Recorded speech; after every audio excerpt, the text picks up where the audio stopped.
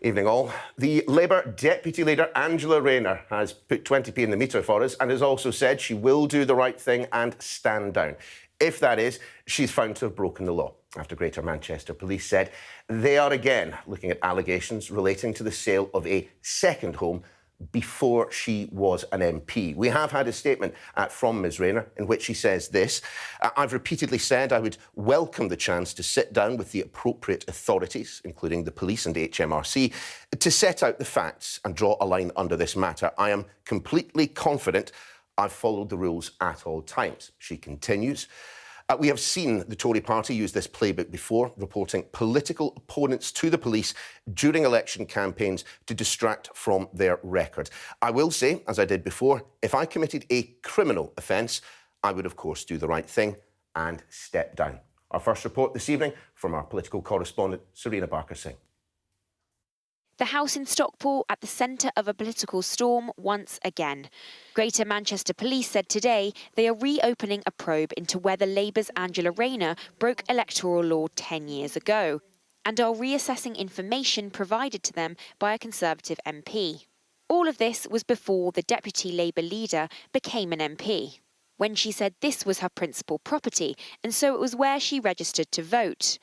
Police are now investigating whether she might have actually lived here, a mile away, at the home of her then-husband Mark Rayner and their children. Did you know that Angela Rayner used to own a property just over there? No, not until today. Neighbours we spoke to at both residences told us they don't really remember her at either. No, nobody's ever mentioned it, but, you know, you don't always know, do you? So, yeah, it's quite a close-knit area, but I've not heard about that. The Labour leader Keir Starmer has always insisted she's done nothing wrong. We welcome this investigation because it will allow a line to be drawn in relation to this matter. Meanwhile, the Conservatives have been putting the boot in, the party chairman writing to Sir Keir Starmer and Rayner earlier this week. It's not acceptable to ignore it, and it's not acceptable for Keir Starmer to say he won't even read reports into it. This is something which is a serious matter. It's important that it's looked into properly, and I welcome the idea that the police are doing that. Angela Rayner says a tax advisor gave her the all-clear, and she complied with the rules at all times. When people think of electoral law, they think of, you know, spending breaches or widespread fraud or postal ballots, that kind of thing. Putting the wrong address on a form could be very serious if you're running for kind of a local election where you have a requirement to live within that particular area. Where it's kind of not that serious, where you're looking at something, a wrong address, allegedly, of a lower scale, it would be very unusual, I think, to see a prosecution. The Deputy Leader of the Labour Party and my friend, ladies and gentlemen, Angela Rayner.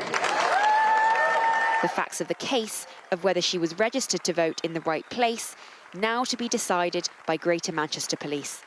Serena Barker-Singh, Sky News. Meanwhile, Beverley and Holderness MP Graham Stuart has resigned from his role as Energy Security and Net Zero Minister. As you can see, our political correspondent Gurpreet Narwan is with us now. Gurpreet, good to see you.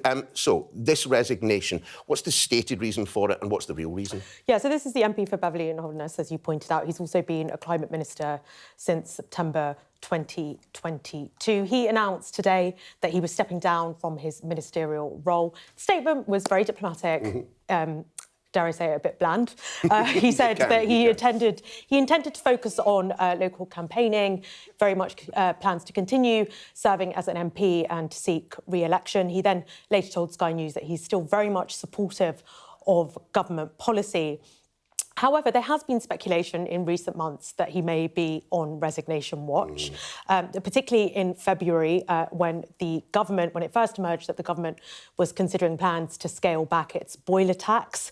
And that's going to take the form of a fine for boiler manufacturers who don't hit their heat pump sales targets. At the time, he was very supportive of that policy. It's also been suggested that he doesn't see eye to eye with Claire Coutinho, the Energy Secretary, and that he may not be the only junior minister in that position. However, she posted a post on the social media website X today, which suggested that she was very supportive of him, outlining some of his achievements. We also got a statement from the Prime Minister, who thanked him for his dedication and service. He also outlined there his commitment to environmentalism and acknowledged his passion for the role. So at least publicly, all very cordial, but I'm sure more will emerge soon. You never know. We may well find out the true story in a book to be published at some point in the future. And I have to say, there have been a few political tomes out over the past wee while. I haven't looked forward to a book as much as this since Nadine Dorries Tell Me. We're seeing some extracts from Liz Truss' book. Yeah, she's an eccentric character, so I think a lot of people are looking forward to this book. She's the former Prime Minister who infamously was in office for just 49 days back in the autumn of 2022. That disastrous mini-budget ended up being her undoing, where she introduced a swathe of unfunded tax cuts, sidelined the Office of Budget Responsibility, and that freaked out the financial markets, leading to a big spike in borrowing costs. And since then, we haven't really had much of a mea culpa from Liz Truss, but she's been out and about, though, promoting this idea that her economic policy was the right one, but that she just simply moved too quickly and that she should have pitch-rolled a little bit better. And that's something that she kind of doubles down on again in this book, aptly named 10 Years to Save the West. She says in that book, I accept the communications around the mini-budget were not as good as they could have been, but I have to ask, what would we have been waiting for? There are also some colourful details about life in Downing Street and a behind-the-scenes look at some key political events. She discloses her response to the Queen's death. You might remember there was that famous photograph of her shaking the Queen's hand before she died. This is what she had to say about that. On Thursday, we received the solemn news that the Queen had died peacefully at Balmoral. To be told this on my second full day as Prime Minister felt utterly unreal. In a state of shock, I found myself thinking, why me? Why now? She also talked about how isolating she found life in Downing Street. She discussed problems getting an Ocado order delivered we've all been to there, Downing Street. She said that she also wanted to replace the furniture. She put in a furniture delivery, but she was evicted before it could arrive. So an entertaining peek behind the curtain for sure, but it's also another attempt by the former Prime Minister to rehabilitate her reputation. That it is. We will see if it is successful. No, Gurpreet, thanks very much indeed. Now, it has been another day of reflection and regret as former post office bosses once again gave evidence to the public inquiry into the Horizon IT scandal. An email written by Alan Cook, managing director from 2006 to 2010, it was read out where he blamed shortfalls caused by computer glitches on branch managers with their hand in the till. He did go on to say it was an expression he would regret for the rest of his life, as our business correspondent Paul Kelso reports. During Alan Cook's 4 years as managing director of the Post Office, more than 160 sub-postmasters were wrongfully convicted. I do solemnly, Sincerely and truly. He told the public inquiry he was unaware and didn't even know the Post Office had the power to prosecute its own staff. I'd like to put on record most strongly my personal apology and sympathies with all sub-postmasters, their families and those affected. But he was confronted with evidence that he once held a more cynical view of sub-postmasters, or subbies. You go on to say, my instincts tell that in a recession, subbies with their hand in the till choose to blame the technology when they are found to be short of cash. Why was your instinct to think that sub-postmasters who alleged that Horizon caused shortfalls were stealing from the Post Office? Well, that's an expression I'll regret for the rest of my life. So, you know, it was an inappropriate thing to put in an email. Sammy Sabbit wrote to Mr Cook multiple times for help after he was wrongfully charged and convicted of a fraud he didn't commit. It's unbelievable that you think that. It's obvious that they thought that all us sub-postmasters were thieves. Janet Skinner was also convicted and jailed while Alan Cook was in charge. And actually today, the 12th of April 2007, was the day that I was released from prison. Her lawyer asked him how that could have happened on his watch. Do you have anything by way of a personal direct apology that you would like to say to Mrs Skinner? I would love to talk to her afterwards, but you may not want to. But I can only apologise on behalf of the whole organisation for the way that you were treated. It was disgraceful. This will be with you for the rest of your life. It will be with me for the rest of my life. I think they tend to pick and choose what they remember and what they don't. He was well aware of what it was doing to people, and I think they just need to realise this is actual people who have destroyed people. It's not just about a computer system. Adam Crozier was chief executive of the Post Office's holding company Royal Mail Group. He admitted the scandal amounted to a corporate failure. I think it is a matter of real regret that all of those checks and balances, the governance systems in both companies failed, as well as internal audit, external audit. All the checks and balances that were put in failed to surface this issue out of the Post Office to a wider set of people. Mr Clerk, do you really believe that the sub-postmasters had their hand in the till, sir? I've given my evidence. I've got nothing more to add today. The inquiry will continue to hear from senior Post Office and Royal Mail management next week. Paul Kelso, Sky News at the Post Office inquiry. India and France have joined a growing list of countries advising their citizens against travelling to Iran and Israel, amidst concerns that Iran could launch an attack on Israel. The country has been on a state of high alert ever since it allegedly bombed Iran's embassy and consulate in Damascus, killing 7 Iranian officials. Sky's international correspondent Alex Rossi reports now from Jerusalem. As they shop for Shabbat, the Jewish day of rest, people here know the country is on high alert. The market in Jerusalem is busy, but there's apprehension about what could happen in the coming days. Israel's been threatened by Iran for many years. They've acted on these threats many times, but we're still here. We don't know what's going to happen, but it's scary. It's scary to live this life. The threat from Iranian proxies is already real. Yossi had to evacuate his home in the north of Israel, along with tens of thousands of others, because of the daily exchanges between Hezbollah and the Israeli military. He's now living in a hotel. I'm in Jerusalem because we don't have any shelter in where I live. We don't have any place, a security place. If I was a security place, I would stay over there. Israel and Iran have long been enemies, but there is a risk now of open war. Ayatollah Khamenei is vowing retaliation after an airstrike on the Iranian consulate in Damascus, understood to be conducted by Israel, which killed 2 senior generals. At this gathering a few days ago, crowds chanting death to Israel. There's widespread anger across the country, and it makes a response more likely. Security sources in the United States say a missile strike on Israel from Iran is now imminent. It could happen in the next couple of days. Diplomatic efforts to try and de-escalate the situation are going on behind the scenes.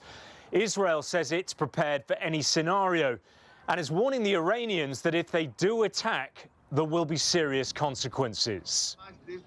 Former head of the Mossad intelligence division, Haim Tomer, warns the risk of miscalculation and a regional war is great. Well, up till now, the strategy of Iran was to operate proxies. By now, they are saying actually by their own lips that you killed our generals, we would respond directly towards Israel this time. That could be a change, a game changer, no question about that. If an attack happens, it's not clear what Iran would target. But in Israel, with the memory of the October the 7th terror attack still raw, they worry the conflict is about to escalate. Peace and security here feel further away than ever. Alex Rossi, Sky News, Jerusalem. Well, as luck would have it, we do in fact have some breaking news on this. A US defense official telling Sky News that America is moving additional assets to the region to bolster regional deterrence efforts and increase force protection for US forces. Our US correspondent Mark Stone joins us now to translate. I mean, to my ears, Mark, that sounds like the United States gearing up an already very significant presence in the region. Yes, I've just been in touch with a senior defence official here in Washington at the Pentagon who has confirmed just that, which confirms what we had been speculating about earlier on today. The White House earlier on had said that the Americans' force posture had changed over the course of the past few days as a consequence of what they say is a public warning by Iran that it would retaliate. And now more detail on what that force posture change looks like. The defence official saying that additional assets are being moved to the region to bolster regional deterrence efforts and increase force protection. Translated, that means more military hardware is being moved or has been moved to the region to do two things, to try and deter Iran from taking any massive action and also to protect the existing American forces that are in the region. A significant number of American troops are in that area around Israel. And so clearly there will be an attempt to protect them in case any Iranian retaliation is against Americans. I think the consensus among experts is that first that the Iranians will respond. You heard it, saw it there in Alex's report. But that they will almost certainly respond against Israel directly rather than against any American military in the region. Nevertheless, what that response will look like and what it will mean in terms of an Israeli response, well, we don't yet know. The assumption is, and it is only an assumption, and we've been wrong many times on these assumptions, that Iran will not want to escalate. It needs to be seen to strike back for what was an extraordinary attack on Iranian soil, effectively, the Iranian consulate in Damascus, Syria, 12 days ago that killed 2 generals. They need to respond to that, but that they do not want to for this to change in terms of escalating the situation. So they will find some sort of a proportional response. What that is, we don't yet know. We will soon find out, though. Mark, many thanks. Keir Starmer has vowed to build and upgrade Britain's nuclear deterrent if Labour wins power. On a visit to Barrow-in-Furness in Cumbria, where the Dreadnought missile submarines are being developed, he promised an unshakable commitment to the deterrent and to increase defence spending to 2.5% of national income as soon as resources allow. Our political correspondent Tamara Cohen has the detail. A time of escalating global threats and escalating questions about how Western countries prepare for them and how it's paid for. Britain's adversaries are outspending us, is the warning from the former Armed Forces Minister James Heappey, who served in Iraq and Afghanistan. Russia has mobilised its entire economy. It will grow its armed forces significantly. But if Ukraine grinds to a stalemate and we end up with a sort of Cold War on broadly the current lines, or, heaven forbid, he is successful in Ukraine, then I think actually we might be in a situation where NATO's numerical superiority rapidly starts to be caught up with. The man likely to have that dilemma on his plate is Keir Starmer, visiting the shipyard where Britain's next generation of nuclear submarines are being built. Making what he calls a cast-iron commitment to maintain the deterrent continuously, complete its replacement here in Barrow-in-Furness, and lift defence spending if Labour win power, turning up the pressure on the Conservatives. So we've set out a new ambition today to hit 2.5% of GDP spent on defence as resources allow. The uncertainties in this world, from war in Europe to conflict in the Middle East to an increasingly aggressive China, means that we need to take our defence more seriously. Few in politics are in any doubt. We're in a far more dangerous world following Russia's invasion of Ukraine 2 years ago and the threat of widening conflict in the Middle East. The Defence Secretary himself has said the world is on a pre-war footing, with the West facing threats from China, Russia and Iran within the next 5 years. Thank you.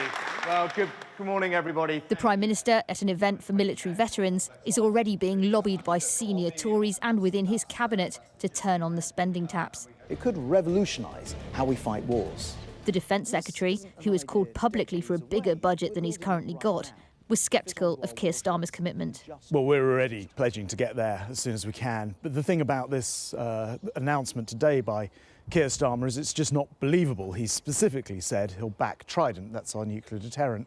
Well, 11 members of his shadow team that he's appointed, including his shadow foreign secretary and the Deputy Prime Minister, all voted against the nuclear deterrent. He'll just say whatever he thinks he needs to say, whatever he thinks you need to hear in order to get your vote, and it's just not credible. But it's the Labour leader who may soon be able to push the nuclear button, trying to reassure the public our security would be in good hands if and when danger surfaces. Tamara Cohen, Sky News. Time now to introduce our news reviewers tonight. Paul McNamee, editor of The Big Issue, and the culture editor and writer Kemi Alemoru. Great to have you both here. And whilst we've got you, and we might as well start with a couple of resignations. Well, a potential resignation for the Labour Party and actual resignation for the Conservatives. And we'll start with the latter. Kemi, what do you make of Net Zero Minister Graham Stuart's decision to exit stage left at this particular point? I mean, he stays as an MP for the time being, at least, but no longer attending Cabinet. I mean, I wouldn't want to be in that Cabinet right now, would you? Not currently, when I could be sitting here with you two, obviously. Yeah, I feel like there's a lot of drama that's going to be unfolding in politics this year as the election draws closer. I feel like the heat is on. The Angela Rayner thing is also showing that the gloves are off, and I feel like maybe he just wants to return to doing some more local politics, have a quiet, peaceful life. I mean, I have to say that whilst we have had very glowing statements, Paul, from the Prime Minister, from his boss at climate change, you do look at what the Conservatives have said of late about net zero. For the Net Zero Minister to be going, at least suggests he might have had an issue with the direction the government was taking. Yes, since the Ricelet by-election, and that seemed to be over ULEZ, how often... And for those who don't live in London, the ultra-low emissions zone, which was brought in for basically Greater London, wasn't it? Yes, but although there are low emission zones in different cities across Britain, but it was the one that was supposed to have cost the seat for Labour, that particular point. And since then, the Tories have obviously gone hard on changing their green policies, drawn back on, said they're on the side of the motorists. So this does feel as though it's all part of a similar story arc, that finally this junior minister said, enough, how can I work with these people? But let's focus on Angela Rayner, very significant figure, Kemi, within the Labour Party. If Keir Starmer is the next Prime Minister and something, God forbid, were to happen, she would be Prime Minister. Are these questions about her home a political tactic? I mean, the reporting of her to the police by a Conservative MP, you might suggest is at least influenced by politics, but doesn't she have questions to answer?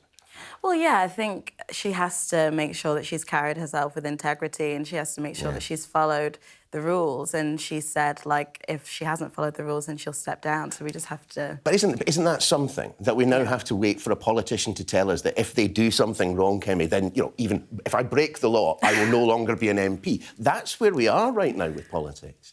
Well, yeah, we're in a very disappointing place, I think, with both parties. I think with this situation, it's at least good that she said that she'll step down if she did something wrong. You've got to take your wins where you can get them at this point. I suppose, Paul, and we read Angela Rayner's statement out at the very beginning of the show, so I won't repeat it, but when she says that the Conservatives do have form for stuff like this when it comes to elections, well, I recall the immense amount of political capital that was being expended by the Conservatives and their outriders when it came to Keir Starmer and Beergate, which, again, amounted to absolutely hee-haw. Yes, and it's possible that this is the same thing, because the ground has shifted around where the attack is coming for Angela Rayner. Initially, it was, did she declare enough? Did she owe some tax on this? Now it's, well, was she registered in the right place to vote? Therefore, that's electoral fraud, which obviously is significant. That it is a significant change. But she does seem to be clear that she is in the right, that she hasn't done anything wrong, and there are local elections coming up, and there's a general election coming up. So, of course, the Tories are going to use everything that they've had. The Daily Mail has been going hard on this, it feels like, for the past 2 weeks. This does seem to be all that the Tories have at the moment in terms of going after Labour. Guys, we will pause there just for a second. Coming up next, however, we'll have much more from our news reviewers, Paul and Kemi, including, well, you won't be surprised to hear about this story, the Post Office inquiry. We will be discussing another week of tough questions about the Horizon scandal, with more former bosses quizzed on their involvement. Also, should MPs be rethinking the way they use WhatsApp following the Westminster honey trap scandal that led to a senior Tory backbencher quitting the party? All that and more after this.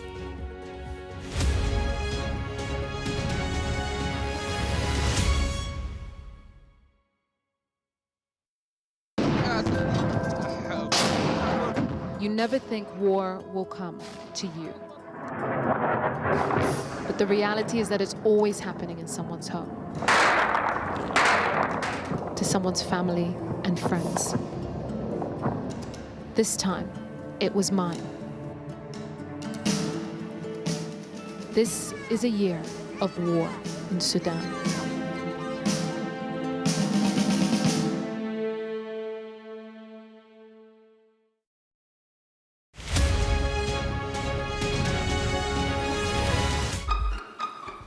We've got your Sunday mornings covered.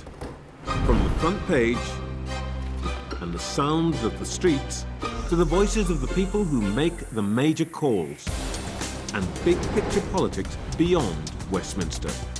We'll put you at the heart of our story. A new start to Sunday. I'm ready. Are you? Join me, Trevor Phillips, Sunday mornings on Sky News.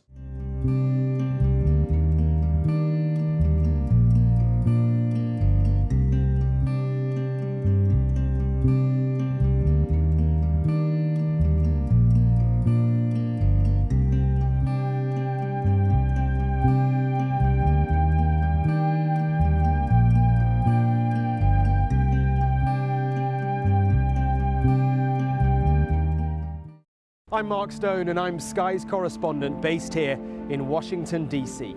Well, the plan seems to be to head to the police station where the policeman who fired the shots was based. And everything, his memories is all gone. I've witnessed the remarkable passion for politics here, but the anger too. We have to get Trump out of the White House. I'm playing devil's advocate. You got your political agenda. No, it's honestly... God love you. And beyond the United States, I report from around the world. This is a town that is effectively encircled by the Russians. We take you to the heart of stories that shape our planet. Akbar! Yeah, I can hear now quite a few explosions in the distance here in Jerusalem. What do you think of ISIS? Everybody here, they know the truth of ISIS.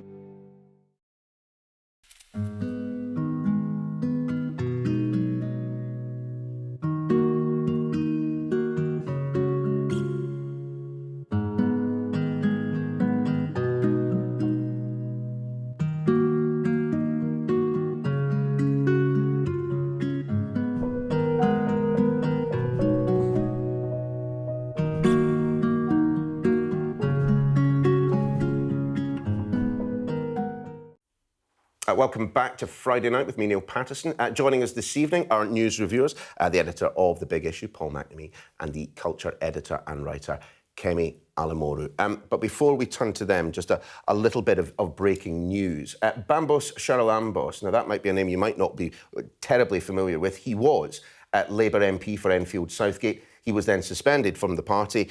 The breaking news that we've received directly from him is that the Labour Party has lifted his suspension at a fairly useful time for Keir Starmer after a 10-month-long investigation against him.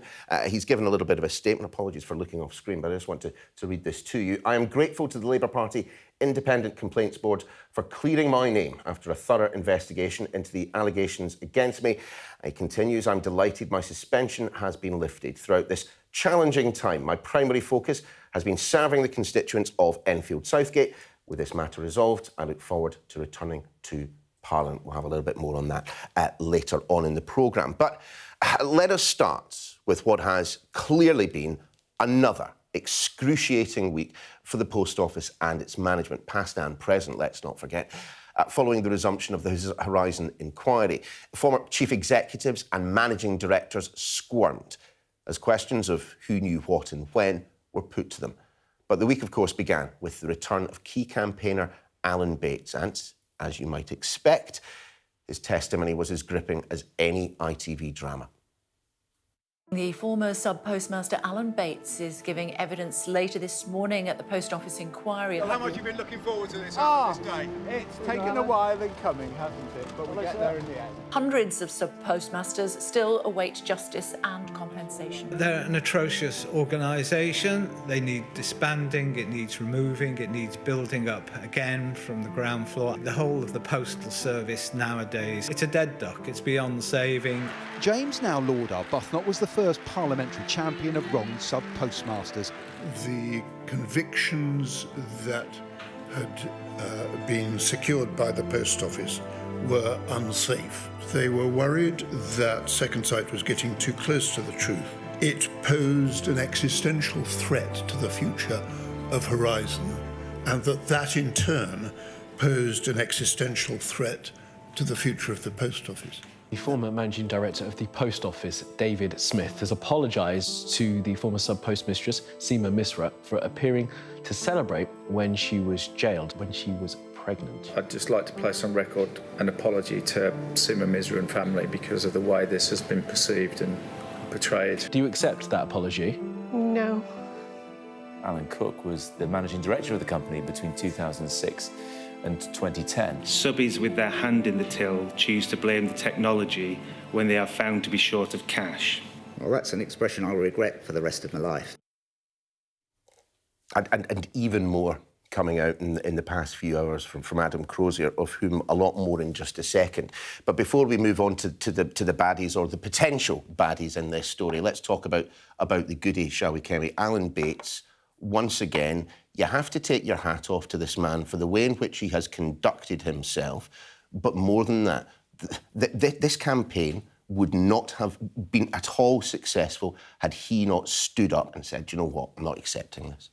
The patience of everybody involved to wait for justice, to get to this point and to actually be able to still have the energy to represent themselves is actually, like, so admirable. I feel for everybody who's had to wait until an ITV drama for the public to actually really become invested in what they've been going through and suffering through. But I think seeing the apology be rejected there by Seema was pretty powerful, because would you accept an apology at this point?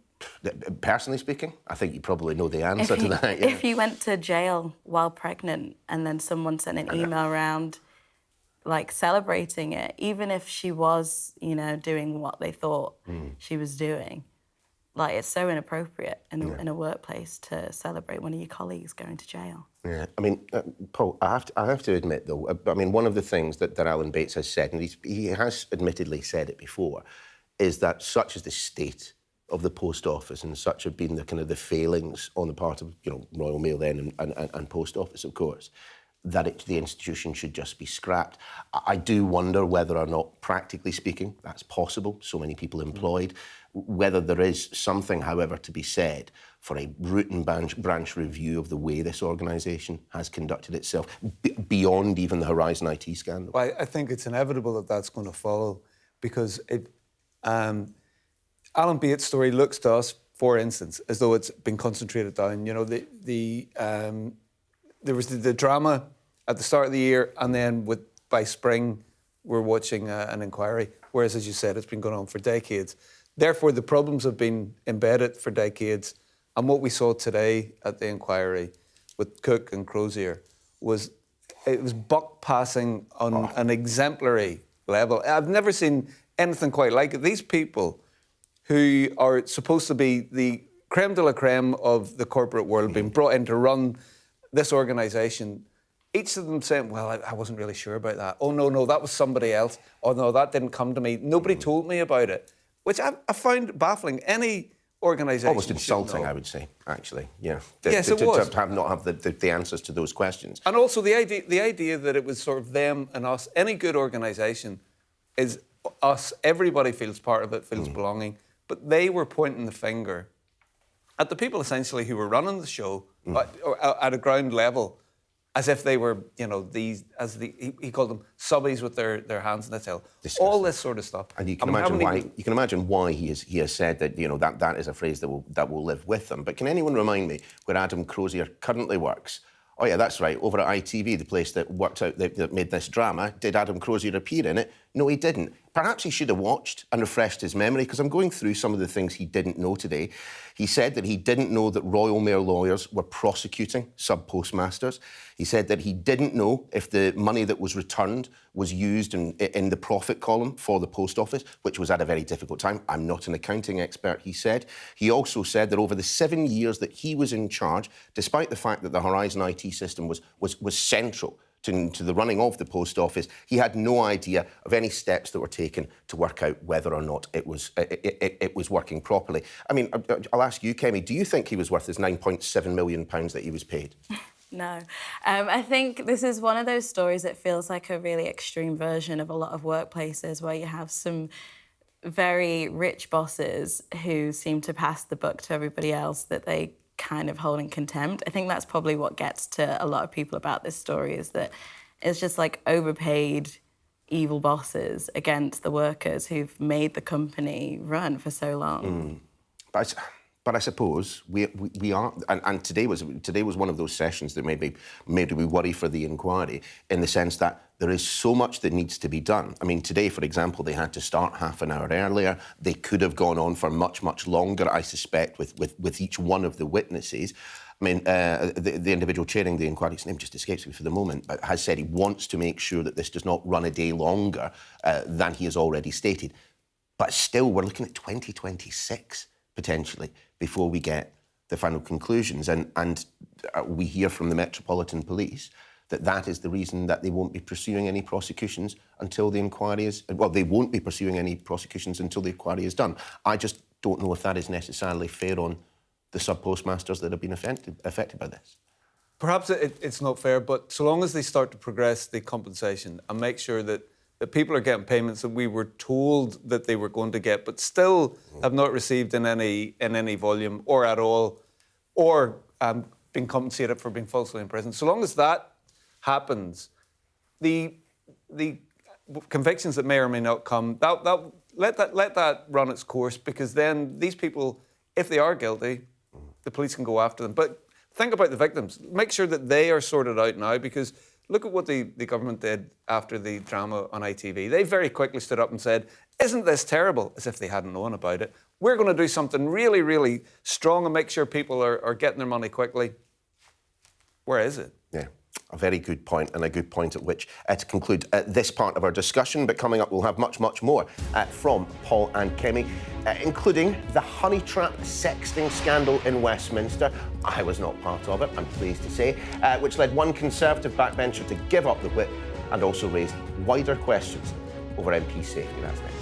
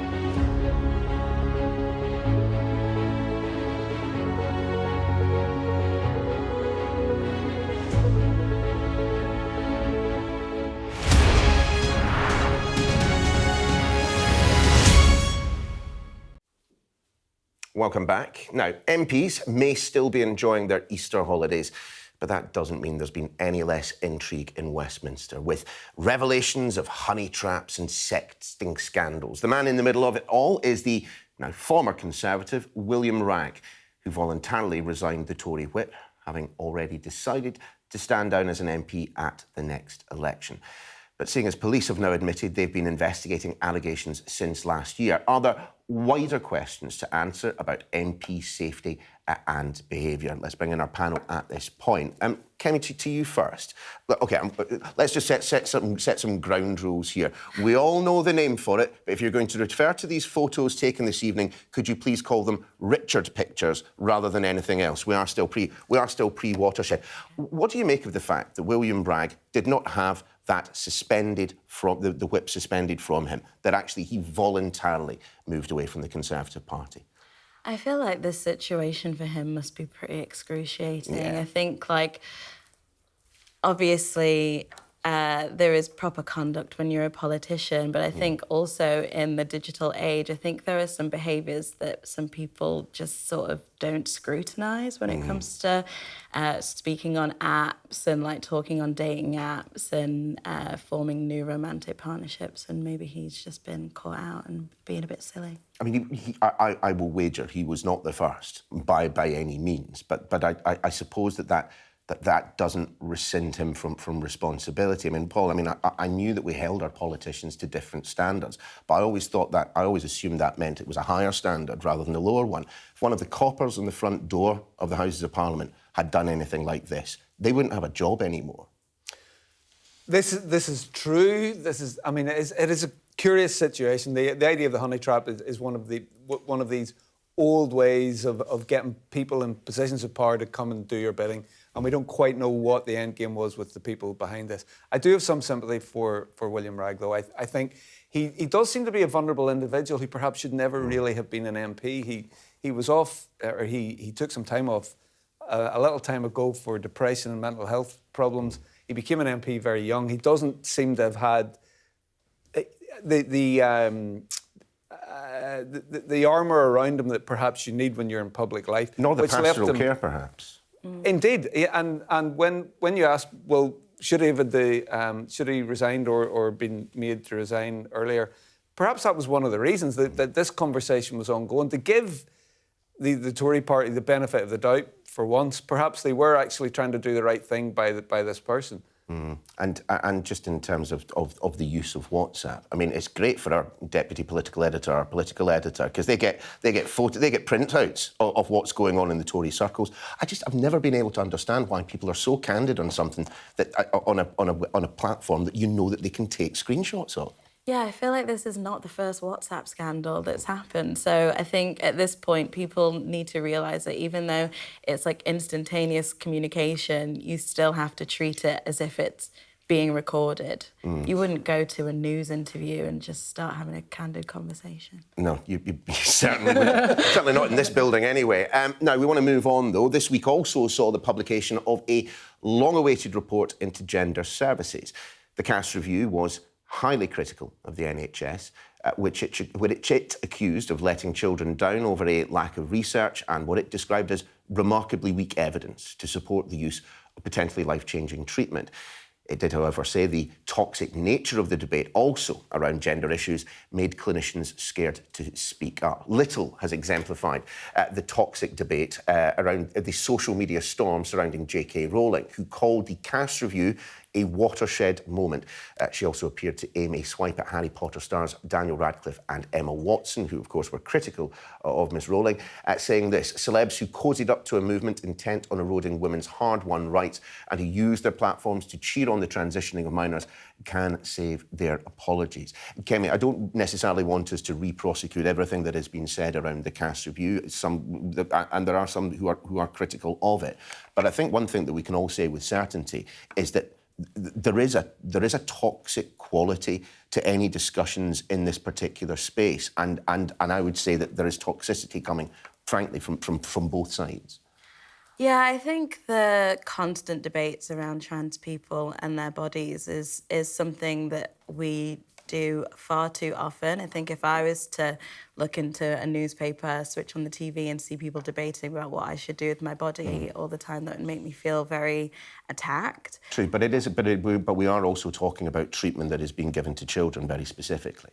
Yeah, we are. And we're talking about a review that is talking mostly about the fact that the debate has been toxic, that people who work in the medical profession feel like they can't talk about what it is that they want to say in these situations.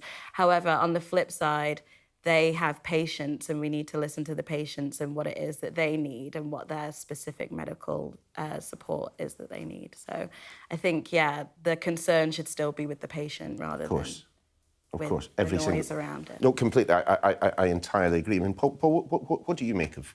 I mean, the Cass report obviously is part of this and will be part of the discussion moving forward, but just the discussion, because it, again, you know, J.K. Rowling is feeling, I think, right now, you know, vindicated in a certain sense. Others are pointing out that perhaps the way in which she's expressing that vindication might not be great for some people. Where are you?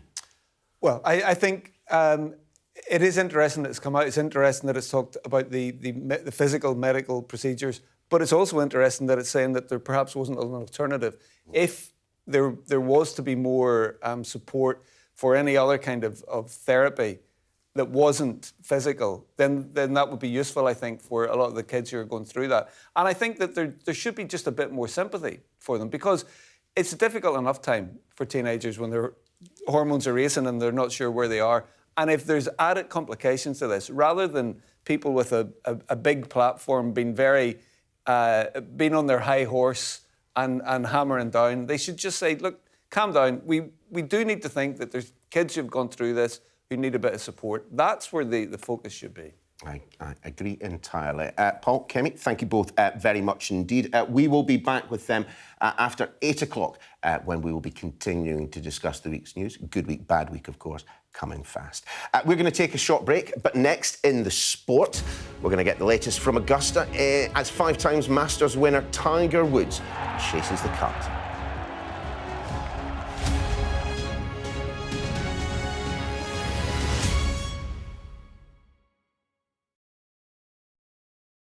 It's a play by Sonia Kelly that was written in 2021. And I watched it on live stream. And at the time, you know, the case was still open. It was closed shortly afterwards. And I just thought it was a really beautiful way of approaching the story. I'm a local to Putney myself, and you know that story very much stayed with me every time I walked across Putney Bridge. It was something that I thought about. It really lived on in the minds of the people around the theatre. And I just thought it would be a fantastic way of putting the case back in the public eye. We know nothing about the jogger because the police never found him. We don't actually know anything about the woman who was pushed either because she's not come forward. So how much of the play is based on fact and how much is fiction? So it sort of fictionalises the incident in terms of what the motivating factors could be for something like this to happen. The bus driver was identified, so Sonia Kelly was very much inspired by Olivier Selbris.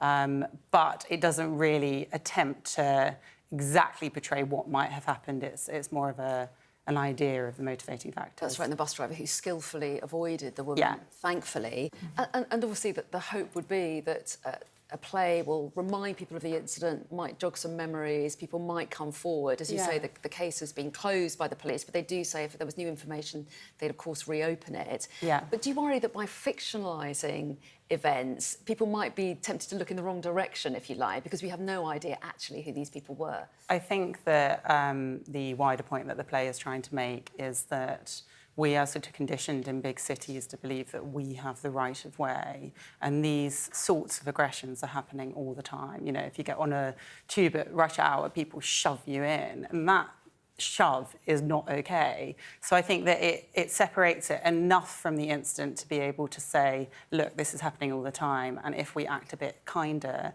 then we can start sort of healing those cracks in our fragmented society.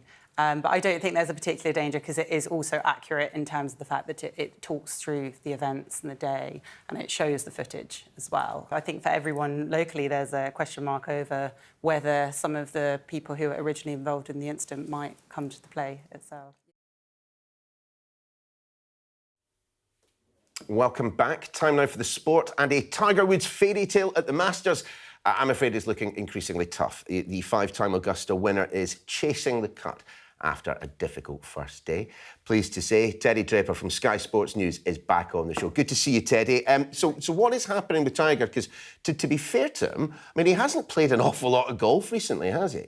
No, he hasn't completed, I think, 2 events since 2022. Remember that big car crash in February 2021? He had hoped this year to play a tournament every month, but hasn't completed one yet in 2024. It looks like he's going to complete 2 rounds at Augusta National. The big question is whether the 15-time major champion, a man who's won 5 times on this iconic course, will be able to be here for the weekend. He had a difficult day in the sense that it was postponed at the final end of his round yesterday with the inclement conditions in Georgia, and then today he's had to go back-to-back pretty much. I think it was around 35 minutes between his first round and second round. And if you think after that car crash, he's talked about the fused ankle, the fact that he can't walk for extended periods. It's been a really tough day, but he is battling hard and perhaps not going to win a 6th Masters green jacket this weekend. But at the moment, through 14 of his second round, he is currently 2 over par overall, 1 over par for the round. He had a birdie at the 6th hole a little bit earlier. Then in the past few minutes, this is the birdie then, and this after a bogey at 5th. So after this, level par for his round at 1 over, projected cut is at 3 over par, so well inside. But then at 14, a couple of moments ago, the approach from Tiger Woods here was wayward. He looks in great condition despite all the injuries, but goes into the crowd. Thankfully, I don't think anyone was unduly harmed, but Tiger Woods ultimately with a bogey there, so he is right, just 1 shot inside the cut line with his great nemesis as well, Phil Mickelson. And as you can see, walking a little bit gingerly still, but Neil, we're hoping he makes it. Yeah, and do you know what? I mean, it's an incredibly difficult course. Someone was saying to me the other day, if you're a double-digit handicapper, you're not going round Augusta in less than 100. Very, very difficult course. But Teddy, much more news. What have you got? Yeah, big news coming up, including a poem from the Chelsea women's manager, Emma Hayes. This Sky News Sports Bulletin is brought to you by Vitality. Well, I want to know how sustainable you are, Sebastian, because you're only 36. You've only been out the Formula One for a year and a bit. Are you potentially on the driver market for next season? Well, potentially I am, because I haven't got a drive. But the question is, am I looking for one? I think it depends on the on the package. I retired from Formula One not to come back, but I also did say that you never know. So I think it still stands. Obviously, there's things that I miss, which is mostly the competition, and things that I don't miss. So yeah, that hasn't changed. Obviously, life is very different if you're not involved. I just want to press you a bit on the now or never aspect of maybe coming back, because, as I say, the conditions, might they not offer you a better opportunity than maybe in the next year? And are you mindful of that as you make for sure? decision? For sure that the thoughts cross my mind. I'm thinking about it. Obviously, I retired not to come back, but I retired to retire. So nothing in this regard has changed, but you never know. Obviously, if a lot of things starting to move, because Lewis's move and now the potential of Max maybe, I don't know, pulling off a surprise. You don't know. So I don't know if the odd circumstance starts to happen or starts to open up, cockpit starts to open up, something to consider for sure. I know you've had some conversations with Toto Wolff. If that Mercedes seat was offered to you, how hard would it be to turn down? Well, I had conversations with him, not really about the seat. This Sky News Sports Bulletin is brought to you by Vitality. Getting more people more active. Live life with Vitality. Time now for a look at the weather. Look, no clouds. Cooler and more unsettled weather will return later this weekend, but there will be spells of spring sunshine between the showers. For much of England and Wales, dry this evening. It will be pushing further north and west. It will be cooler and breezier with thicker cloud bringing some outbreaks of rain. The rain will clear eastwards, that's this way overnight, although some heavy showers will develop in the northwest. We'll see you after the break.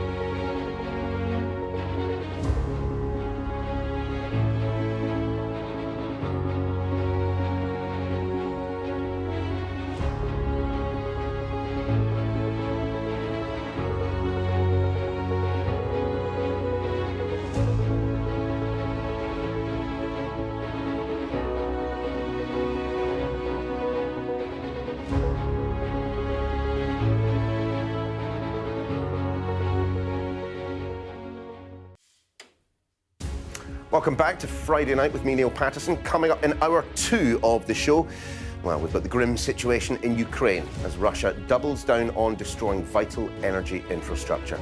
We'll be asking at what point will Kyiv be forced to negotiate a peace deal? Plus, our news reviewers are back to help us with our regular feature, Good Week, Bad Week. But first, the headlines this hour. And the Labour Deputy Leader, Angela Rayner, will resign if, that is, she's found to have broken electoral law following the sale of a second home. Trouble for the Tories with Energy Minister Graham Stuart, just the latest to quit his post ahead of the election. Post Office bosses again failed to deliver after another day of difficult questions at the Horizon inquiry. And the US insists Iran's threat against Israel is real and viable as the world waits for retaliation. Still with us, Paul McNamee of The Big Issue and culture editor Kemi Alemoru. They'll be helping me decide who's had a successful 7 days and who has had a week to forget. And if you love a tasty burger, no comment, then you might well have had a good week. I will be telling you why. Not so much, though, for Netflix subscribers, who may well have been dismayed to hear that these two are returning to our screens in not one but 2 new series. Plus, in the sport, we'll be going through all the runners and riders at this year's Grand National. Great to have your company. We're here until 9 o'clock. Hold on tight, it's Friday night.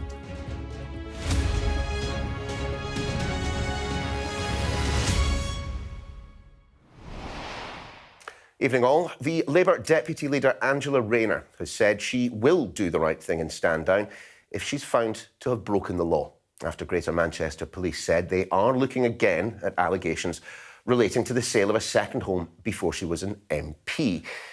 In a statement, she said this: "I have repeatedly said I would welcome the chance to sit down with the appropriate authorities, including the police and HMRC, to set out the facts and draw a line under the matter. I am completely confident I've followed the rules at all times." The statement continues. "We have seen the Tory party use this playbook before, reporting political opponents to the police during election campaigns to distract from their record. I will say," Angela Rayner said, "as I did before, if I committed a criminal offence, I would, of course, do the right thing and step down." Our first report this hour from our political correspondent, Serena Barker-Singh. The house in Stockport at the centre of a political storm once again. Greater Manchester Police said today they are reopening a probe into whether Labour's Angela Rayner broke electoral law 10 years ago and are reassessing information provided to them by a Conservative MP. All of this was before the Deputy Labour leader became an MP, when she said this was her principal property and so it was where she registered to vote. Police are now investigating whether she might have actually lived here, a mile away, at the home of her then husband Mark Rayner and their children. Did you know that Angela Rayner used to own a property just over there? No, not until today. Neighbours we spoke to at both residences told us they don't really remember her at either. No, nobody's ever mentioned it, but, you know, you don't always know, do you? So, yeah, it's quite a close-knit area, but I've not heard about that. The Labour leader Keir Starmer has always insisted she's done nothing wrong. We welcome this investigation because it will allow a line to be drawn in relation to this matter. Meanwhile, the Conservatives have been putting the boot in, the party chairman writing to Sir Keir Starmer and Rayner earlier this week. It's not acceptable to ignore it, and it's not acceptable for Keir Starmer to say he won't even read reports into it. This is something which is a serious matter. It's important that it's looked into properly, and I welcome the idea that the police are doing that. Angela Rayner says a tax advisor gave her the all clear, and she complied with the rules at all times. When people think of electoral law, they think of, you know, spending breaches or widespread fraud or postal ballots, that kind of thing. Putting the wrong address on a form could be very serious if you're running for kind of a local election where you have a requirement to live within that particular area. Where it's kind of not that serious, where you're looking at something, a wrong address, allegedly, of a lower scale, it would be very unusual, I think, to see a prosecution. The Deputy Leader of the Labour Party and my friend, ladies and gentlemen, Angela Rayner. The facts of the case of whether she was registered to vote in the right place, now to be decided by Greater Manchester Police. Serena Barker-Singh, Sky News. Well, we've got a bit of movement in Westminster this evening with a ministerial resignation, along with a Labour MP having his suspension lifted. As you can see, Gurpreet Narwan back with us. Well, let's start then with the MP for Enfield South, is it? Alemoru. Yes, let's start with him. Yes, I thought I'd let you do the pronunciation. I got it right last time round. Yeah, he's the MP for Enfield and Southgate. He was suspended in June, Labour MP, pending an investigation into some allegations made against him. Neither he nor the party expanded upon that, but we know that that investigation has now been completed and the Labour Party has confirmed that it's readmitted him to the party. Mr Alemoru said that he was delighted by that decision. He can now seek re-election, and he thanked the Labour Complaints Board for clearing his name. Well, let's cross the chamber and look at the Conservatives. Not a front bench. Well, he's a minister, but he attends cabinet, but is not in cabinet. Graham Stuart, the now former Net Zero minister, why is he gone? Yeah, so he's the MP for Beverley and Holderness. He's also been a climate minister since September 2022. Earlier today, he announced that he would be resigning from his ministerial role. In a statement, he didn't give much away, but he said that he wanted to focus on local campaigning. He very much plans to seek re-election as an MP, and then went on to told us later on that he was very much still supportive of government policy. However, there has been speculation in recent months that he may be on resignation watch. Even I heard that. To be fair. All of this emerged in February when it first emerged that the government was considering plans to row back on its boiler tax, which will take the form of a fine for boiler manufacturers who don't hit their heat pump sales targets. He was very supportive of that policy. We also understand that he may not be seeing eye to eye with Claire Coutinho, the Energy Secretary, and he may not be the only junior minister in that position. But she tweeted out her support for him in response to that resignation letter. The Prime Minister also thanked him for his service and his commitment to the role. So all very cordial, at least publicly. Forget Victor Hugo, forget Dostoevsky. I mean, the author that everyone is talking about right now, Liz Truss, her book is being serialised. And there's some interesting detail in there, isn't there? Yeah, so this is the former Prime Minister who famously only lasted 49 days in office back in the autumn of 2022. It was the disastrous mini-budget that was her undoing when she introduced a swathe of unfunded tax cuts and sidelined the Office for Budget Responsibility, a move that ultimately freaked out financial markets. Definitely did. It led to a big spike in UK borrowing costs. And since then, we haven't had much in the way of a mea culpa from Liz Truss. She's been out and about at conferences doing speeches where she's promoting this idea that her economic policy was the right one.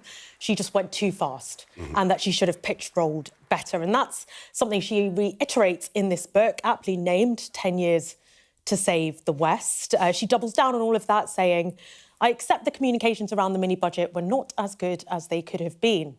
But I have to ask, what would we have been waiting for? There were also some colourful details about life in Downing Street and a behind-the-scenes look at some key political events. She discloses in there her response to the Queen's death. You might remember there was that famous photograph of her shaking the Queen's hand. Almost immediately before she passed away. Right, exactly. And she shares her response to that, and this is what she had to say. On Thursday, we received the solemn news that the Queen had died peacefully at Balmoral. To be told this on only my second full day as Prime Minister felt utterly unreal. In a state of shock, I found myself thinking, why me? Why now? I mean, certainly questions that the electorate have asked about Liz Truss's time in Number 10. Yes. And she also talked about how isolating she found Downing Street. She discussed problems getting Ocado orders delivered to her house and said that she wanted to replace the furniture, that she put in orders for new furniture, but that she was evicted before they managed to arrive. So an entertaining peek behind the curtain for sure, but also an effort from the former Prime Minister once again to rehabilitate her reputation. I'm sure she kept the receipts anyway. She did. Gurpreet, many thanks. Now, it has been another day of reflections and regret as former Post Office bosses once again gave evidence to the public inquiry into the Horizon IT scandal. An email written by Alan Cook, managing director from 2006 to 2010, Well, it was read out, where he blamed shortfalls caused by computer glitches on branch managers with their hand in the till. He went on to say it was an expression he would regret for the rest of his life, as our business correspondent Paul Kelso reports.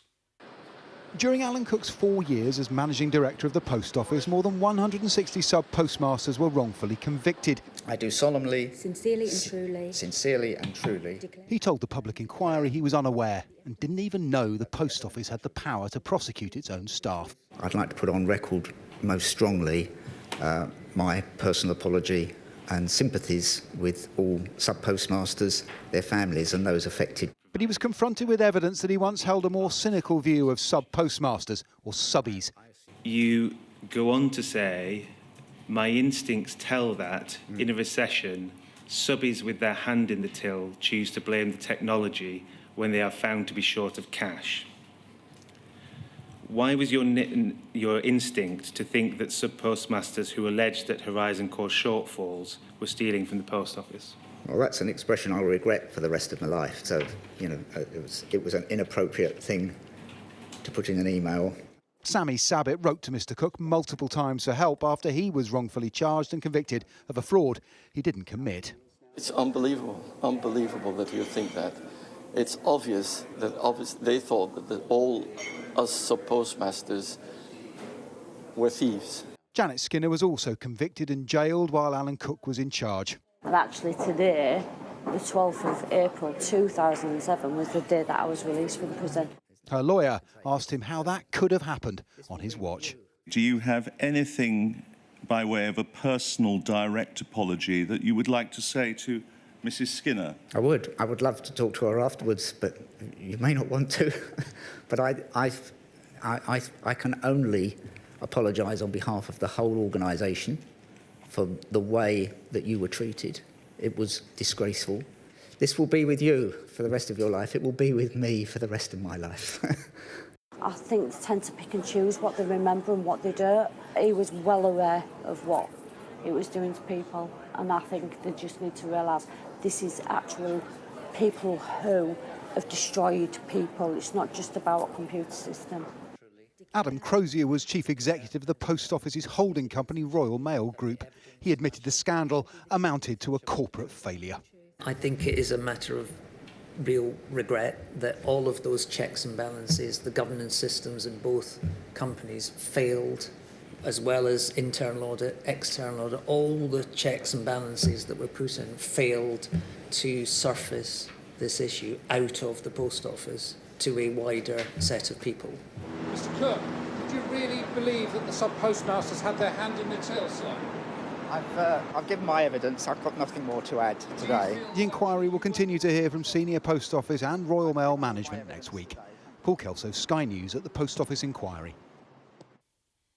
India and France have joined a growing list of countries advising their citizens against travelling to Iran and Israel, amidst concerns that Iran could launch an attack on its neighbour. The country has been on a state of high alert ever since it allegedly bombed Iran's consulate buildings in Damascus, killing 7 Iranian officials. Sky's international correspondent Alex Rossi has the latest from Jerusalem.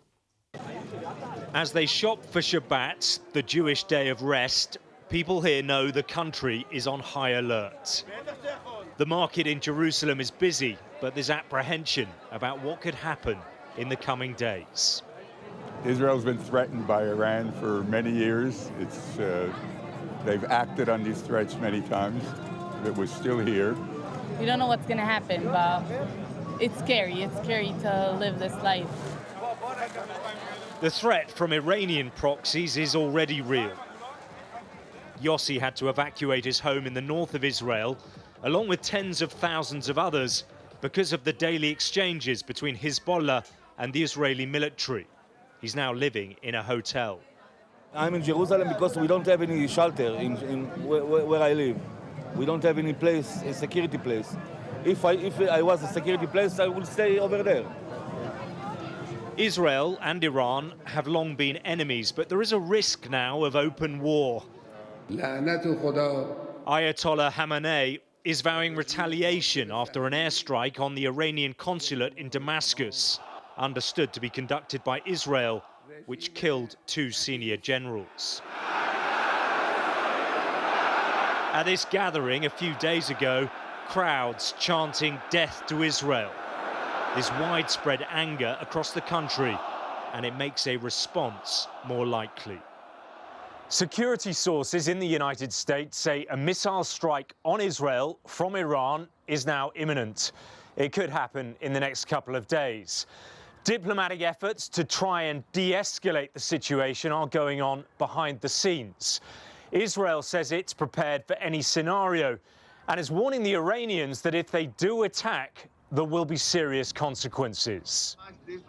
Former head of the Mossad intelligence division, Haim Tomer, warns the risk of miscalculation and a regional war is great.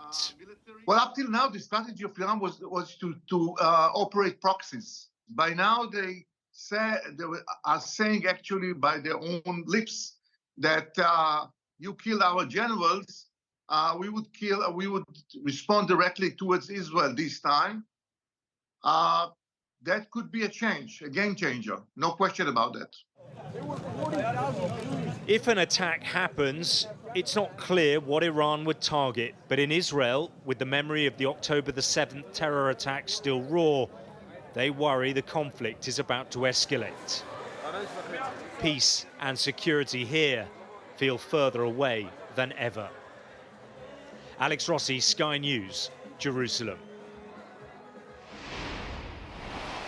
Well, there have been developments on this story tonight. Our US correspondent Mark Stone joins us now. Mark, tell us just a little bit more about what you've been hearing from US defence officials about the moving of assets. It's certainly not the first bit of kit or indeed manpower that they've moved to the region. They've got an awful lot there. That they are adding more will definitely suggest something.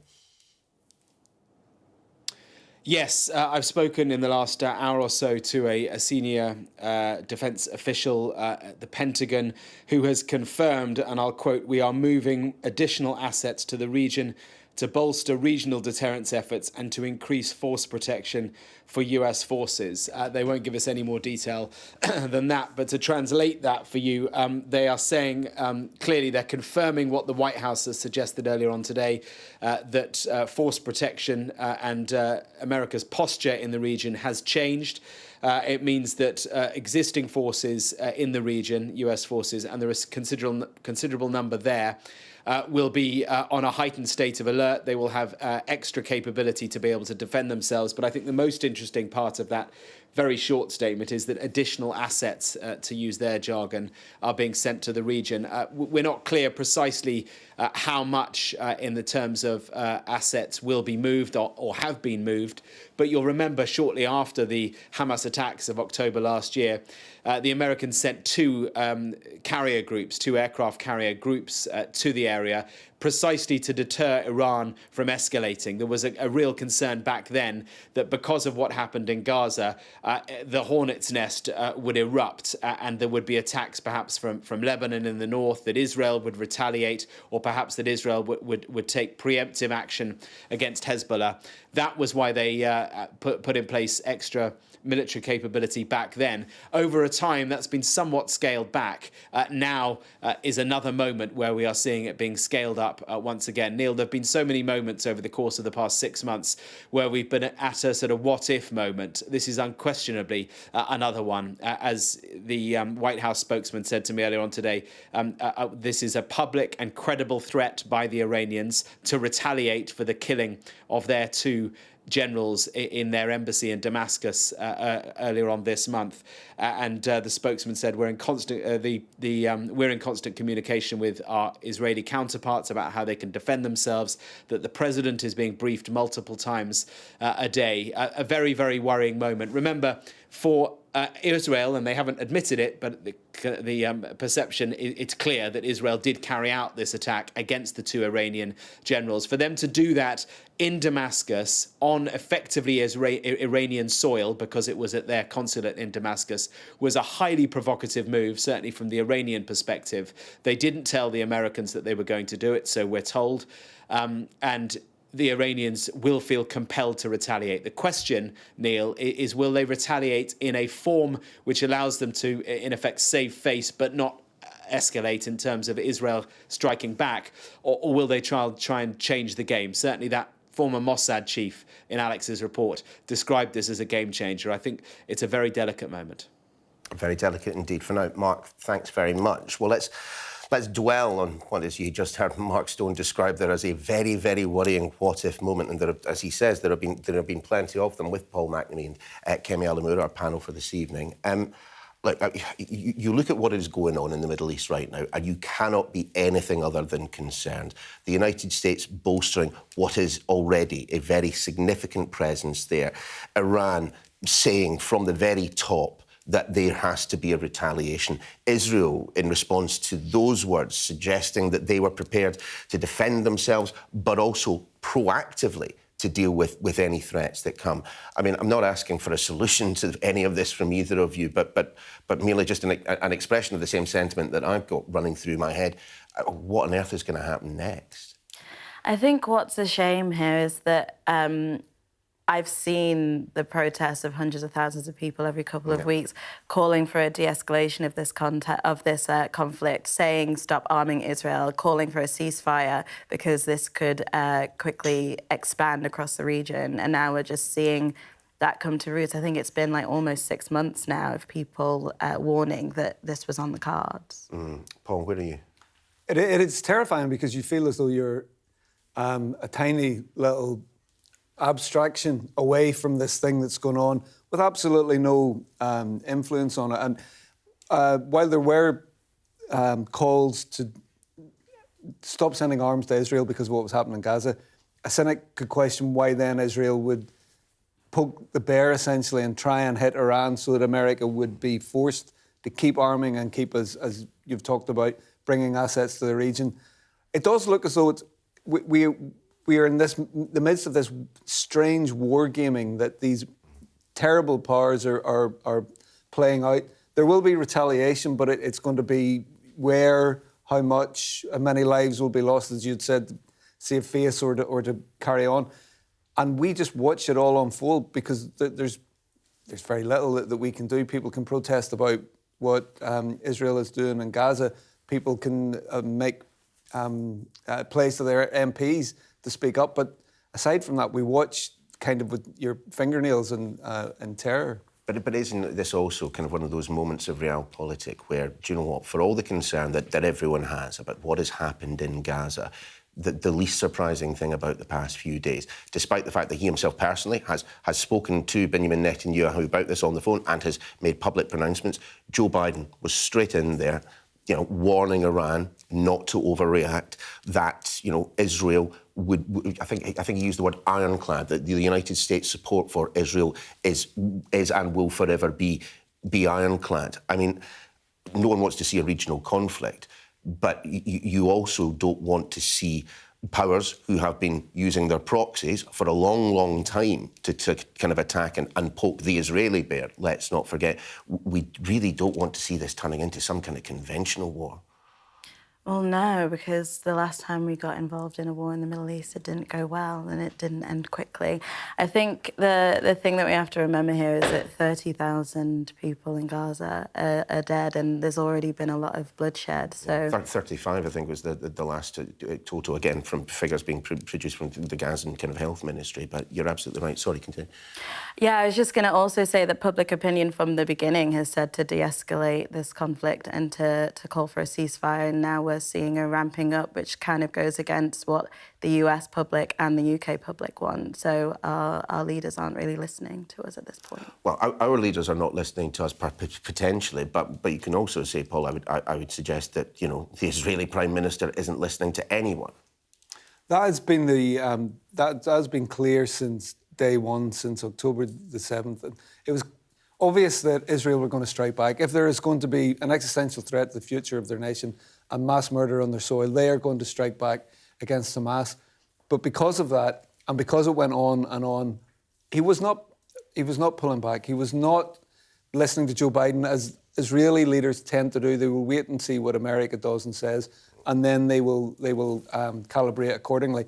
He hasn't done any of that, and instead has tried to provoke something else. So what Netanyahu does next has got real tangible impact on all of our futures at the minute, and he doesn't seem to be a manageable presence. Guys, we're going to pause there because we need a little bit of light relief at some point, don't we? Coming up, of course, we will have much, much more from our news reviewers, including this story, why it has been a good week for fans of fast foods, including one former and potentially future US president. But it's maybe been not so good a week for food in general. Apparently, there isn't going to be any. More on that story when we come back.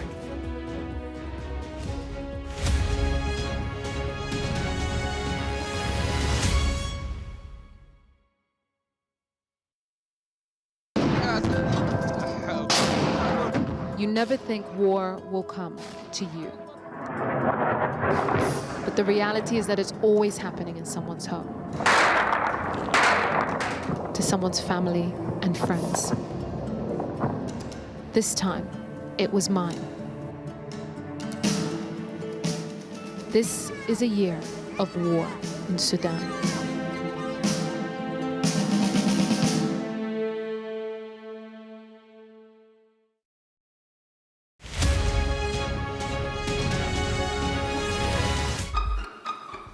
We've got your Sunday mornings covered. From the front page and the sounds of the streets to the voices of the people who make the major calls and big picture politics beyond Westminster. We'll put you at the heart of our story. A new start to Sunday. I'm ready. Are you? Join me, Trevor Phillips, Sunday mornings on Sky News.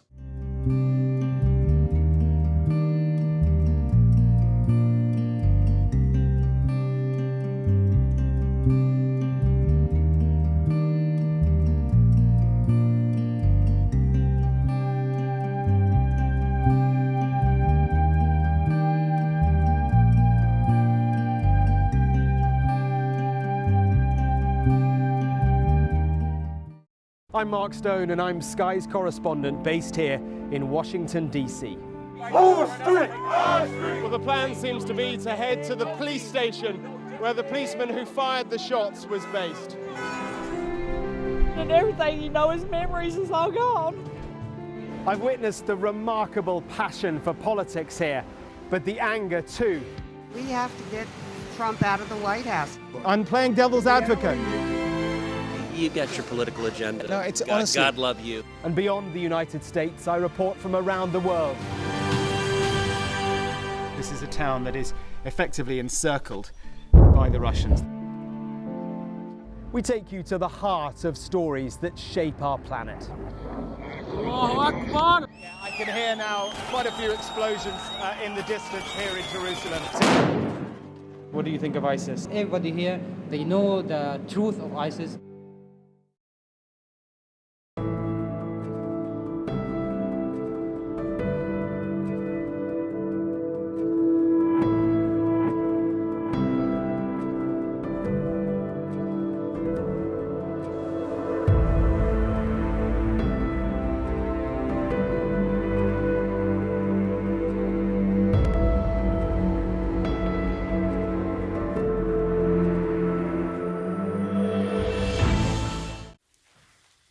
Welcome back. We are continuing our review of the week's news. And of course, it is at this point we ask, who's had a good week and who has had a bad one? The weekend is here, so who's relieved it's all over and who has finished a winner? Still with us, Paul and Kemi. And Paul, I think we're going to start with you. Now, you have spotted, this is a fascinating story, a rusty old bus that has really gone the extra mile. Who's this?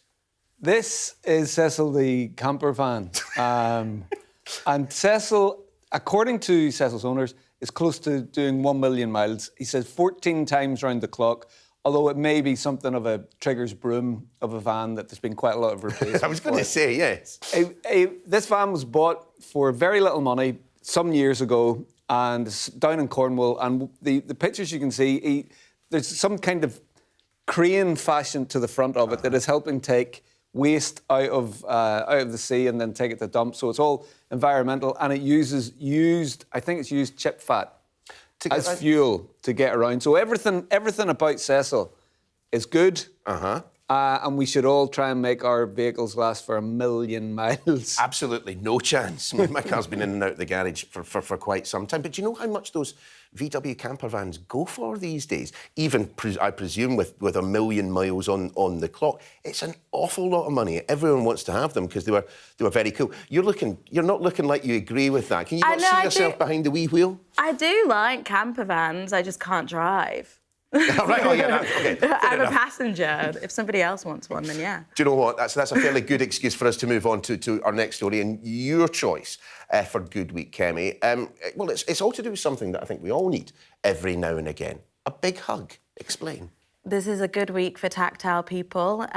If you if you like hugs and you like kisses, maybe they might be available in the NHS soon because it's good for your health. Really? It helps reduce anxiety, helps reduce depression, and doctors are saying that the more that you have, the better. So, so let's just break this down just for a second here, yeah. Kemi. What you are saying is the quality of your life is directly linked to how many hugs you get or give. Well, that seems to be what research is saying and supporting, that the more physical touch that humans have, the better it is for their mental state. But we are social beings, so I think it's good to remember every once in a while that we're all connected.